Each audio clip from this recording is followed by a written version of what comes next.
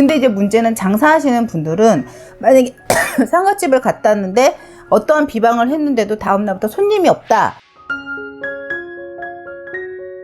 안녕하세요. 네, 안녕하세요. 천신남 독고보살입니다. 이번 시간에는 상가집에 가는 비방이 사람마다 다르다고 말씀을. 네, 저는 다르다고 봐요.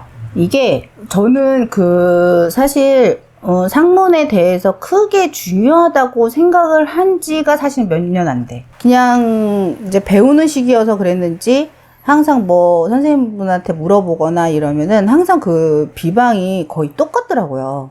뭐 어느 분은 꽃게를 해라, 뭐 어느 분은 소금과 뭐를 해라 이렇게 얘기를 하시는데 사람이 아프면 약이 다 다르잖아요. 이 아픈 부위마다. 상가집을 갔다 오는데 저는 소금을요 바닥에다가 놓고 한 줌 놓고 그거를 발로 막 밟아서 진익이라고 했거든요. 근데 그거는 제가 처음 알았던 비방이에요. 근데 저는 어른들이 일러줘요. 아, 이 사람은 이렇게 해야 되고 저 사람은 이렇게 해야 되고 사람마다 기운이 다 다르잖아요. 근데 어떤 사람은 진짜 안 좋은 게 따라 붙을 수 있고 어떤 사람은 이 사람은 좀 애기들이 따라올 수 있고 이 사람은 할머니 할아버지가 따라올 수 있고 이게 좀 다 다른 것 같아요. 근데 그 비방은 똑같은 약을 처방한다고 해서 이분들이 다 해결되는 건 아닌 것 같아요. 그래서 저희 신도분들은 상가집에 갔다 왔어요 이랬어요 그러면은 제가 얘기하는 걸 보면 제가 이런 거에 대해서 그런 거에 대해서 뭐 책을 읽어서 아는 게 아니고 비방을 해주는 거 얘기를 하다 보면 사람마다 다르더라고요. 근데 똑같은 약을 처방을 한다 누구는 되고 누구는 안 되고 이런 게 좀 있는 것 같아요. 제가 보고 여태까지 경험해 본 것 같고. 감기가 걸렸을 때 약국에서 종합 감기약을 먹으면 되는 사람이 있고 안 되는 네, 그런 것처럼. 그래서 병원에 가서 정확하게 코 감기인지 목 감기인지 네, 그거야. 우리 PD님 되게 똑똑하네. 네. 그런 것처럼. 그래서 내가 이제 그 사람들 비방을 해줄 때 사람마다 다르다는 거를 이제 정확히 느꼈어요. 다 똑같지는 않아요.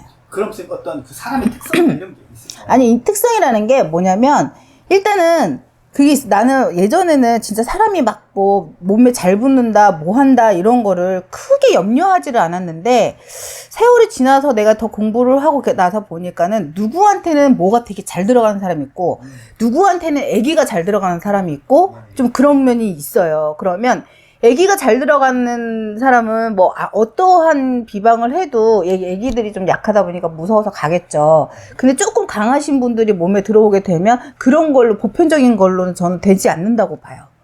그래서 좀 비방이 좀 다르다. 사람마다. 그러면 지금 통상적으로 지금 유튜브 채널에 많이 떠돌아다니는 아까 이야기한 뭐 집게 좀 유튜버를 안 봐서 잘 모르겠어. 무슨 내용이 있는지. 쌤 안 보시니까. 그리고 뭐 소금, 뭐 고춧가루 이런 것들에 대한 여러 가지 것들이 있거든요. 네. 있는데. 그러면 아무 소용이 아니요, 소용은 없는 건 아니에요. 없는 건 아닌데. 종합 감기약처럼 약간의 영향력은 그쵸.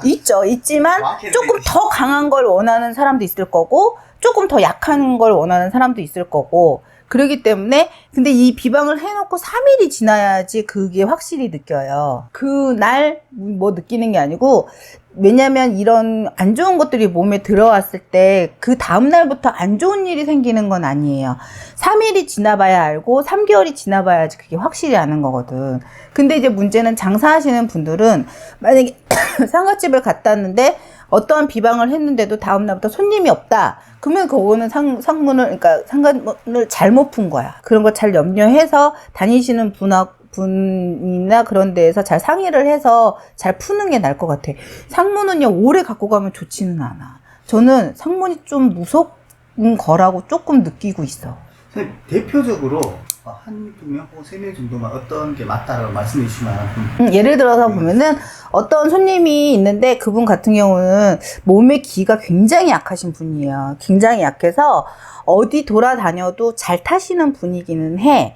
근데 저는 그분을 어떻게 했냐면 일단은 소금을 갖고 바닥에다가 상문집에서 나온 다음에 바닥에다가 한 주먹 놓고 그걸 짓밟고 그 다음에 이제 뭐 슈퍼 세 군데 들리는 거는 뭐 기본적으로 그냥 제가 한 말이고 그 다음에 주무시기 전에 그 침대 밑에나 이런 데다 칼을 하나 놔두라고 그래요. 침대 밑에. 네. 침구를. 하루 정도. 네. 그리고 이제 집 안에다가 나갈 때는 상갓집에 나갈 때 현관 앞에다 소금 단자 하나 놓고 들어올 때 그거를 부여버리고 이런 식으로 해주고, 그 다음에 조금 이제 좀 쾌활하고 좀 밝고 이러신 분들 같은 경우는 애기들이 좀 많이 따라오는 경우도 있어요. 그러면 저는 슈퍼를 가서 그 역시도 소금을 좀 밟고 슈퍼를 가서 사탕 3개를 산 다음에 그거를 까가지고 밖에다 버리고 양말을 뒤집어서 버리고 집에 들어가라 그래요. 그러니까 이게 그때그때마다 틀리기 때문에 뭐가 있다라고 확실히 내가 뭐가 있다라고 말은 못 하겠어. 그리고 또 어떤 분들 같은 경우는 좀 심하신 분, 굉장히 심하신 분은 있어요. 그러면 그 사람은 나오고 나서부터 다음날 그걸 풀지 않으면 다음날 기분이 굉장히 변화가 많이 들어오거든요. 그런 분들은 저희 집에 오시라고 그래서 일단 제가 오색 찢어주시고 그 다음에 향으로 한번 둘러주시고 그 다음에 집에 들어갈 때 이제 소금물로 샤워를 3일 정도 하라고 하세요. 샤워를. 네, 소금물로. 계속. 3일 정도. 아니, 한 번만 헹궈내는 게 아니라? 3일 정도. 그러니까 저녁에 샤워했을 때 소금에게, 다라에다가 소금 한 줌 해가지고 굵은 솜에서 녹인 다음에 그거를 이제 몸에다 이렇게 헹구고 나서 마지막으로 물로 헹구고 이제 주무시라고 그러죠. 네, 그래서 여러 가지가 좀 있는 것 같아요. 네, 알겠습니다. 감사합니다. 네.